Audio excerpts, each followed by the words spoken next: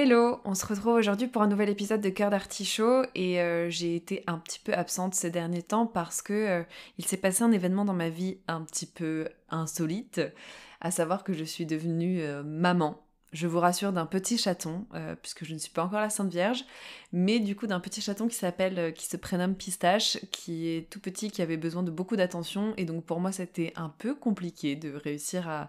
à tout gérer puisqu'il fallait prendre mes marques, que lui aussi prenne ses marques. Donc si jamais vous entendez des petits ronrons, c'est parce qu'il est à côté de moi sur le canapé et qu'il est en train de dormir. Voilà, ça vous apaisera peut-être, puisqu'aujourd'hui on va parler...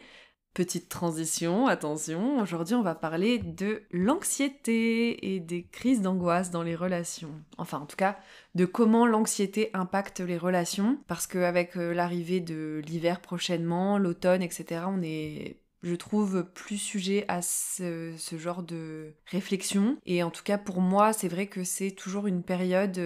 octobre-novembre où mon anxiété refait surface beaucoup plus. C'est quelque chose qu'on emporte partout avec nous, c'est un petit peu comme un compagnon qui nous suit sans qu'on l'ait vraiment trop invité et que même si on n'a pas trop envie qu'il soit là, il faut apprendre à cohabiter avec lui. Et je sais que ça affecte beaucoup mes relations, que ça a affecté mes relations passées et pendant longtemps j'ai eu du mal à le concevoir, à le comprendre parce que j'avais du mal à me comprendre, à qu'est-ce qui se passe quand on est sujet à l'anxiété, comment si toi tu es avec un ou une partenaire qui est dans cette situation, tu peux l'aider au mieux, juste à comprendre mieux ton ou ta partenaire. Et toi si tu fais de l'anxiété ou si ça se trouve tu ne savais pas que c'était ce que tu avais, avoir des clés pour mieux te comprendre, ça peut être chouette. Déjà, on va prendre une bonne inspiration, parce que je me rends compte que je suis dispersée, que j'ai du mal à structurer ma pensée, et du coup, je pars un petit peu dans tous les sens dans ma tête, donc c'est bien symptomatique de comment se traduit mon anxiété aussi, et je pense que c'est parce que c'est pas facile pour moi d'en parler, mais on va le faire et ça va bien se passer. Alors déjà, effectivement, l'anxiété peut être ravivée dès qu'on est dans une situation d'inconfort. Ouais, voilà, nous mettre face à une peur. Donc moi, je sais que j'ai tendance à trop penser, à avoir des fois des pensées obsessionnelles et d'être en boucle sur une situation. Si j'ai une peur, par exemple, en ce moment, j'ai des peurs liées à l'argent, etc. Et c'est vrai que je vais avoir tendance à y penser tout le temps. Vu que notre cerveau, c'est un petit peu un ordinateur, c'est comme si vous aviez toujours des programmes qui sont en arrière-plan et que même si votre processeur, il avance sur d'autres choses et que l'ordinateur, il travaille sur d'autres choses, en arrière-plan, vous avez toujours en fond ces programmes qui sont en train de travailler. Donc ça veut dire que vous vous reposez jamais, que votre esprit, il est jamais tranquille. Ça se manifeste parce que je suis quelqu'un qui peut être plus dans le mental, qui me laisse un petit peu diriger par mon ego et par mes peurs, que d'accepter ce que je ressens, de faire confiance à mes ressentis. Et ça se traduit du coup corporellement par des phases d'anxiété ou des crises d'angoisse. Et du coup que c'est en fait apprendre à savoir que c'est un signal d'alarme, que c'est un peu comme un outil au final pour nous apprendre et arriver à comprendre que des fois on peut ne pas être au bon endroit, dans les relations, et donc dans les relations amoureuses aussi, ça se traduit par une peur constante, d'être abandonné par l'autre alors qu'il n'y a pas de raison apparente de l'être, c'est surinterpréter tout ce que va dire l'autre alors que ça n'avait pas de raison d'être, encore une fois. Douter que l'autre nous aime, alors que pour le coup il nous apporte tout ce dont on a besoin. Avoir peur de déranger aussi, penser qu'on n'est pas normal et que du coup la personne va vouloir nous quitter pour aller vers une personne qui est plus normale. Un exemple flagrant, par exemple, une situation, c'est-à-dire que, alors déjà, en tout cas pour ma part, moi je suis une personne, dès qu'on m'envoie un message, je vais tendance à vouloir répondre tout de suite alors que des fois je suis occupée, etc. Mais c'est des réflexes que j'ai comme ça de vouloir faire plaisir, être sûre que, avoir peur d'être une mauvaise amie si je ne fais pas la chose qu'il faut. C'est une manière de fuir et de ne pas ressentir la peur. Parce que, par exemple, du coup, inversement, quand une personne va mettre du temps à répondre, que ce soit un ami, un proche, notre partenaire, on va imaginer 1000 situations, on va imaginer qu'il nous trompe, qu'il est avec telle ou telle personne, que ça se trouve on le fait chier, on va imaginer toutes sortes de scénarios catastrophiques, les uns les plus pires que les... tous les plus pires... Non, tous les... Oh tous plus pires les uns que les autres. Et tu vas du coup penser, toi, à ce que tu as dit, ce que tu n'as pas dit, ce que tu aurais pu faire, ce que tu aurais pu dire pour éviter telle ou telle situation. Et donc tu te remets en question, tu remets ta valeur en question, tu manques de confiance en toi. C'est cette anxiété et aussi du coup ces crises d'angoisse qui sont, quand t'as pas réussi à gérer ton anxiété quotidiennement, en gros, pour moi, les pics, c'est hop, tu fais une crise d'angoisse parce que là, ton corps dit stop, t'es sous l'eau, t'es complètement en train de te noyer, et donc du coup, ton corps fait alors par contre, ma belle, on va se calmer, on va se détendre parce que là, je suis en surchauffe. Ça peut aussi du coup se traduire par avoir l'impression de ne jamais être à la hauteur et donc avoir besoin de se justifier en permanence. Je chante encore une fois pour dédramatiser la situation parce que c'est surtout que c'est quelque chose que j'ai tendance à faire souvent. Bah en fait, je trouve qu'on peut le lier, l'anxiété et le syndrome de l'imposteur, je trouve que ça va quand même un petit peu de pair. Petits saboteurs qui sont là en mode hihi haha ho ho, tu pensais que tout allait bien? Bah non, moi je vais te faire comprendre que tout va mal. Déjà, ce qui peut être chouette, c'est d'arriver à ne pas minimiser ses besoins. Alors, j'entends par là que quand tu es avec quelqu'un, je pense que c'est important d'arriver à exprimer. Je sais que c'est pas toujours facile et que c'est pas toujours le cas et que moi-même j'ai beaucoup de mal à le faire, surtout quand je me retrouve confrontée à des situations inconfortables ou face à des conflits ou face à des situations où je sais qu'il va falloir que j'exprime un désaccord ou affirmer, poser une limite et du coup d'arriver à dire voilà ce qui peut des fois des choses qui peuvent être évidentes pour nous, on va avoir l'impression que l'autre le voit ou le sent, etc. Souvent, les personnes atteintes d'anxiété, c'est des personnes qui sont quand même très sensibles et qui du coup se retrouvent un peu submergées par leurs émotions, parce que soit on a du mal à les comprendre, soit parce que on vit quand même dans un monde où les émotions, c'est pas quelque chose qui est très très accepté en public, où par exemple les larmes, on pleure tout seul chez soi, on va rarement pleurer tous ensemble, mis à part dans des événements dramatiques où c'est autorisé d'eux. Mais par exemple, là récemment, et ça m'a beaucoup touchée, j'ai vu un monsieur, je pense qu'il devait avoir une cinquantaine d'années, qui pleurait silencieusement dans le métro. Et c'est une scène qui m'a beaucoup marquée, parce que moi-même j'étais dans une journée où j'étais pas au top, et je voyais toute la détresse de ce monsieur. Je ne savais pas quelle était sa vie, mais j'avoue, je me suis mise à l'imaginer. J'ai pu ressentir sa détresse, et ça a fait aussi écho à moi, la mienne, à ce moment-là, où, en fait, t'en arrives à un moment où t'as plus envie de cacher tes émotions, t'en arrives à un moment où tu ne peux plus cacher tes émotions. Surtout quand tu es du coup sensible et que la moindre chose, du coup, là, pour le coup, moi c'était un monsieur dans le métro tout seul, mais ça m'est arrivé déjà au travail aussi d'être confrontée à plein de situations qui font que ma sensibilité était un peu à vif et que du coup j'ai pris sur moi pour ne pas l'exprimer, mais que du coup mon corps m'a dit écoute ma grande, t'es bien gentille, mais il y a un moment où tu peux pas garder tout ça en toi. Il faut que ça sorte. Du coup, le théâtre et le cinéma, ça m'a permis aussi de pouvoir mieux me comprendre, mieux comprendre mes émotions, arriver à extérioriser toutes ces émotions, enfin toutes ces pensées que je gardais en moi et que je n'arrivais pas à exprimer correctement. Enfin correctement, il n'y a pas de manière correcte de les exprimer, mais en tout cas à les verbaliser comme j'avais envie de les verbaliser. Ou ça peut être par le sport, enfin voilà, il y a plein de personnes qui arrivent à les gérer de manière différente. Parce que du coup, en fait, cette peur constante, ce stress, c'est lourd à porter pour soi, et du coup ça peut être lourd aussi à porter pour son entourage. En tout cas, moi je sais que j'ai besoin d'être rassurée constamment. Je sais que j'ai grandi dans un cadre de référence où on pouvait invalider mes besoins, invalider mes ressentis, et du coup j'ai pris le réflexe de m'excuser beaucoup de ce que je ressentais, de ce que je disais, et que du coup, si la personne en face te dit que t'es folle, que t'es bizarre, ou invalide complètement tes ressentis, ça n'est pas ok du tout. J'ai un ami une fois qui m'avait dit cette phrase qui m'a beaucoup marquée, qui est « arrête de t'excuser d'être toi ». Parce que c'est vrai, je suis sensible, et j'avais tellement l'habitude qu'on invalide tout ce que je ressentais, que j'avais pris le réflexe de m'excuser quand je pleurais, quand j'allais pas bien, quand j'étais pas là pour les autres alors que moi aussi j'avais besoin, et qu'à chaque fois, et j'avoue que ça me le fait encore malheureusement, dès que c'est le cas, je sens que je suis dans une phase un petit peu down qui va durer, j'ai vraiment l'impression d'être un poids pour mes potes quoi. Que j'ai l'impression que du coup on va me trouver chiante, qu'on va me trouver négative, qu'on va plus vouloir m'inviter, qu'on va plus vouloir passer du temps avec moi, parce que je serai plus la Clélia sympa, qui fait des blagues, qui est là pour les autres, qui écoute, et que du coup, je doute à ce moment-là de la personne que je suis, de savoir que je suis tout autant légitime à être aimée dans les moments où on m'aime...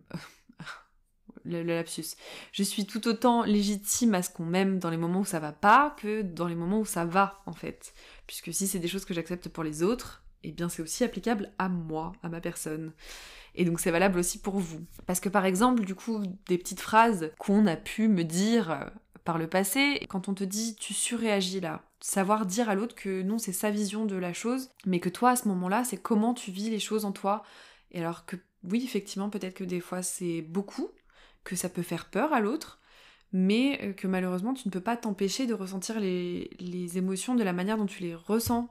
et que tu ne vas pas minimiser tes ressentis et tes besoins pour te calquer sur les autres. Parce que voilà, il y a aussi cette phase d'adaptation. Par exemple, quand tu es la seule personne à ne pas rire, ou quand on va venir appuyer sur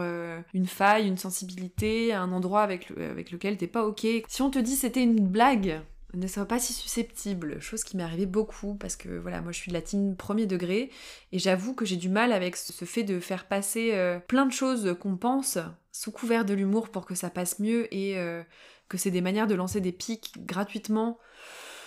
Bah, je suis pas trop ok avec ça, parce qu'en fait, je trouve que c'est facile de tout dédramatiser par l'humour en disant bah voilà, c'est pas grave, c'était une blague, ah là là, t'es pas drôle. Bah non, je suis pas drôle, et en fait, peut-être que c'était pas drôle. Voilà, il faut qu'on arrête les blagues. Enfin, en tout cas, moi, j'ai plus trop envie de tolérer les fameuses blagues qui n'en sont pas. Ou alors le fameux, du coup, dans le dernier, il y a le fameux tu te fais des films. Alors, situation un peu particulière, puisque le tu te fais des films, effectivement, quand on est empreint d'anxiété, on peut facilement se faire des films pour beaucoup de choses, alors que des fois il n'y a pas de raison de s'en faire. Alors effectivement, peut-être que par le passé on a été confronté à des situations où il y avait raison de se questionner, mais il y a des fois où c'est pas le cas, et malheureusement du coup, eh ben on n'arrive plus à faire la part des choses. Ça, j'ai appris à le comprendre au fil du temps. J'ai des petits conseils, en tout cas des petites choses qui moi me permettent de mieux gérer mon anxiété et de se sentir mieux et de moins laisser l'anxiété contrôler notre vie. Pour tout ce qui est des pensées obsessionnelles tout le temps, etc., qui t'empêchent de dormir ou qui t'empêchent de te réveiller le matin, qui font que tu as des insomnies, moi j'avais un petit moyen, c'était d'écrire les pensées qui me venaient, tout ce qui trottait dans ma tête, un peu en mode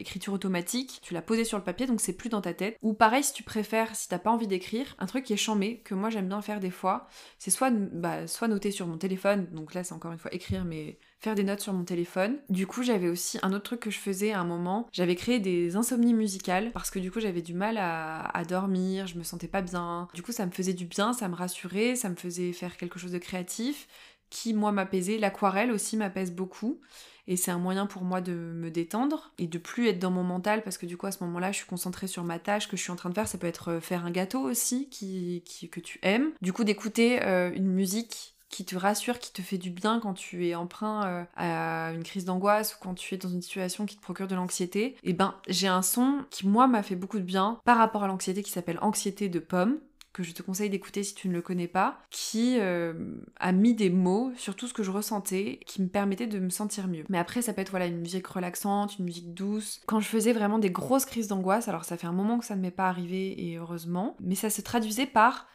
la sensation qu'on me bloquait la poitrine, le plexus solaire. J'avais l'impression qu'on m'écrasait la poitrine, et qu'on m'écrasait tout court, et du coup j'avais du mal à respirer, je me sentais étouffée, vraiment j'avais l'impression que j'allais mourir en fait. Il y a vraiment une fois, et j'ai vraiment cru que j'allais mourir quoi, toute seule dans mon lit, parce que peu importe la position dans laquelle je me mettais, tout me faisait mal, parce que en fait avec du recul, j'étais à l'époque dans un boulot qui me procurait énormément d'anxiété, et du coup en fait mon corps m'a montré, parce que du coup à cette époque-là je prenais pas du tout en compte mes ressentis, j'étais en mode automatique, robot, j'étais là en mode je ne dois rien ressentir, je dois aller faire mon taf et tant pis, je ne pensais pas du tout à moi. Quand tu fais de l'anxiété, tu imagines toujours le pire de ce qui pourrait arriver. Ce que tu peux dire aussi à tes proches, c'est que tu peux travailler dessus, que malgré tous les efforts que tu vas pouvoir faire, il y a des fois où tu n'y arriveras pas, et que c'est ok, que t'as juste besoin de soutien à ce moment-là en fait. Par exemple, autre chose que j'ai testé récemment, j'ai une amie qui est devenue sophrologue depuis peu, qui m'avait proposé de faire des séances avec elle, et du coup de base j'ai accepté, parce que je voulais avoir des outils pour pouvoir mieux gérer mes crises d'angoisse et ne pas les laisser me contrôler, parce que ça me pourrit mon quotidien, ça me gâche la vie. Ces derniers temps par exemple j'étais assez stressée, ça me coupe l'envie de manger par exemple. Ça se traduit aussi par le fait que je me couche hyper tard, parce que je cogite tellement, je vais aller jusqu'à tomber de fatigue, ou en tout cas mettre des vidéos en fond pour arriver à m'endormir. Je sais qu'il y a des personnes qui s'endorment avec de la musique et des fois je me réveille déjà en stress. Ça c'est terrible, t'as l'impression de ne pas t'être reposé, tu fais des nuits qui tu dors mais en fait tu ne dors pas parce que comme je disais en fait ton cerveau est toujours en train de process plein de trucs parce que tu ne lui as pas laissé la place de la place justement, il n'y a plus de place. Mais c'est vrai que voilà, le cœur qui bat vite, cette espèce de stress, c'est terrible en fait. T'as la boule au ventre, ce qu'on appelle la boule au ventre, c'est exactement ça. Alors je sais qu'il y a des personnes qui vont jusqu'à ne plus arriver à sortir de chez elles, qui font de l'anxiété sociale, etc. Je sais que moi, j'en suis pas à ce stade, enfin je crois pas. Il y a des événements où si je dois y aller toute seule, ça va me procurer trop d'anxiété et que si c'est quelque chose qui est vraiment au-delà de mes capacités, maintenant je vais arriver à dire non. Tous ces conseils-là, je pense qu'ils sont applicables et de vraiment essayer de communiquer avec la personne avec qui tu es. Et pour les personnes qui sont confrontées à des personnes qui pensent trop et qui font de l'anxiété, leur dire de se calmer, ça va pas aider à grand chose, puisque à ce moment-là on le sait, et nous aussi on aimerait arriver à se calmer, on aimerait arriver à apaiser ça, mais on n'y arrive pas. Donc c'est plus essayer d'ouvrir le dialogue, de peut-être qu'effectivement quand la personne est dans une phase où elle va se faire beaucoup de films, etc., d'essayer de lui expliquer que non, d'essayer d'ouvrir le dialogue et de pas se fermer ou de pas invalider. Je sais que c'est dur des fois aussi pour l'autre en face de devoir rassurer beaucoup, etc., mais c'est juste que si la personne elle se sent en confiance, elle se sentira encore plus en confiance de pouvoir s'exprimer sur ses ressentis et de savoir qu'elle est dans une safe place pour pouvoir parler de ce qu'elle ressent à ce moment-là et qu'on sera là pour l'écouter ou juste demander en fait ce dont la personne a besoin. Peut-être que des fois il y a juste besoin d'une épaule sur laquelle pleurer, des fois il y a juste besoin de dire qu'on est là s'il y a le moindre besoin, de juste être là en silence et faire chacun un truc de son côté, de lui préparer une petite boisson chaude. Tu vois, ça peut être vraiment plein de petites choses comme ça qui font du bien. Je sais que se préparer une bouillotte aussi, se mettre dans un endroit réconfortant, essayer de trouver de la sécurité quand on est dans ce sentiment d'insécurité, je pense que c'est très important. Et d'arriver à être bien entouré aussi, voilà, de savoir quelles sont les personnes sur lesquelles on peut compter dans ces moments-là, c'est hyper important. Et ne pas hésiter toujours, je le redirai jamais assez, mais de consulter des personnes qui sont spécialistes là-dedans, à savoir, voilà, commencer peut-être par de la sophrologie, voir aussi un thérapeute, essayer de comprendre les causes de cette anxiété pour pouvoir apaiser toutes ces peurs, toutes ces angoisses, et réussir à ce qu'elle ne nous contrôle plus, se rendre compte qu'en fait on est plus fort que ces angoisses quoi, et qu'on les laissera pas gagner. En tout cas moi je les laisserai pas gagner. Moi un exercice de sophrologie qui m'avait beaucoup aidé, c'était un épisode, c'était une visualisation où il fallait aller dans le cosmos, et du coup ça permettait de prendre du recul complètement sur notre situation, et je me suis rendu compte, ça a été très très intense pour moi cette séance, parce que je me suis rendu compte à quel point j'avais des peurs constantes de mourir, que je me cachais et je m'empoisonnais toute seule mon quotidien en fait, en ayant peur tout le temps, en ayant peur tout le temps, en mettant de la négativité là où il n'y en a pas besoin. On est déjà dans un monde, je trouve, qui va suffisamment mal pour soi-même s'empoisonner l'existence. Alors si on arrive à se faire du bien, surtout en cette période, il fait froid, on a envie de rester chez soi, ne pas hésiter à faire des choses qui nous font du bien, à essayer de communiquer le plus possible, quand c'est possible, et faire ce qui nous fait du bien, c'est le plus important je pense. Voilà, donc cet épisode est maintenant terminé. J'espère qu'il t'aura fait du bien, qu'il t'aura permis de soit mieux comprendre les personnes de ton entourage, soit de mieux te comprendre toi, et que tu auras des pistes ou des infos qui t'auront permis d'aller un peu mieux, peut-être. En tout cas, je voulais te dire que si tu fais de l'anxiété, il y a des solutions, t'es pas tout seul, t'es pas toute seule, tu as le droit de ressentir tout ce que tu ressens, et tout ce que tu ressens est légitime. C'est la fin de cet épisode de Cœur d'Artichaut. Je te retrouve très vite pour un nouvel épisode, cette fois-ci avec une invitée. J'espère que tu as passé un bon moment en ma compagnie. Moi, en tout cas, j'étais contente de vous retrouver pour ce nouvel épisode. Et moi, je te dis à très vite. Prends soin de toi. Salut!